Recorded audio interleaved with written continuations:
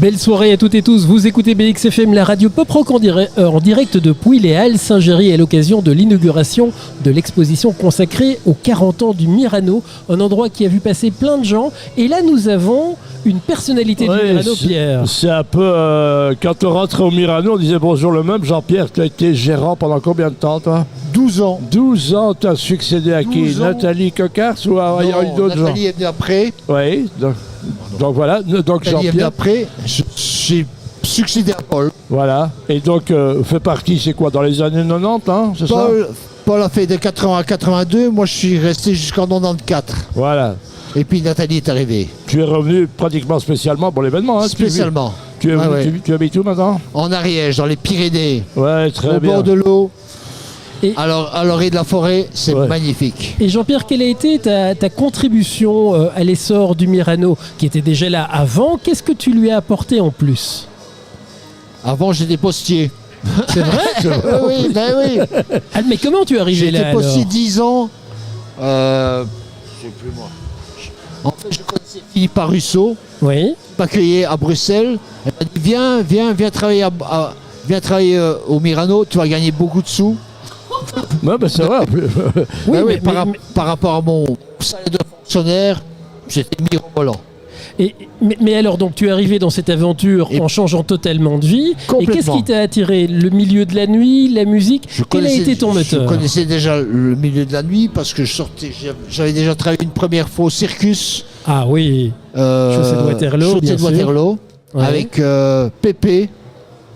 Eddie. J'étais au bar. Eddie, non? Teddy et Paps. Celui que vous entendez, c'est Dan exactement. McCroll qui est un sauvage, c'est sauvage. Hein. On a ressorti de la jungle Dan McCroll, le roi du disque et du disquaire, hein, donc on se souvient. Mais on Et en parle moi- plus. Mais Jean-Pierre, ça me fait plaisir de ma te voir. question, Jean-Pierre, c'est qu'est-ce que tu as apporté au Myrano? Parce que bon, on a compris comment tu es arrivé un peu par hasard, tu aimais déjà le milieu de la nuit, tu avais été au Circus, mais une fois que tu étais au Myrano, qu'est-ce que tu y as apporté? Quelle est ta patte en fait? Le plus que j'ai fait, c'est les concerts. Les concerts, c'est vrai que c'est pas la première chose qui me vient. Dans les années 80, Ronnie Jordan, Mais passé au non. Parker.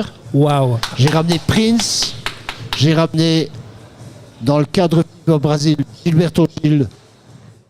Il n'avait pas joué la Coupe du Monde. Et comment tu as fait pour convaincre Prince, Ronnie Jordan, Gilberto Gil de venir au Myrano? J'avais des contacts. Les contacts, c'était ça qui fonctionnait le plus dans les années 80. Et donc au final, le Myrano, c'est un endroit multimodal où il y a eu de l'impro, où on a dansé, où il y a eu des concerts. Et quel est ton souvenir le plus marquant si tu devais retenir une chose de toutes les années où tu étais à la gestion du Myrano? Jean-Pierre, dis-nous. Très difficile. Très difficile de retenir une seule chose. Il y a tellement de choses entre la Ligue d'impro, les entrepreneurs de cinéma, le théâtre, Un peu Cacom aussi, hein, donc. comme aussi. Mais c'est Green Jones. Grace Jones, ah oui. C'est- Qu'est-ce qu'elle avait de plus fou et qu'est-ce qui t'a marqué chez Elle était elle? complètement folle. Ah ben voilà. C'était l'époque. Elle avait quitté Jean-Paul Gaultier, Ouais. donc elle était dans la descente complète. Moi, je l'appelle souvent Moïse parce que j'étais là cette soirée, elle traversait la foule et les gens s'écartaient.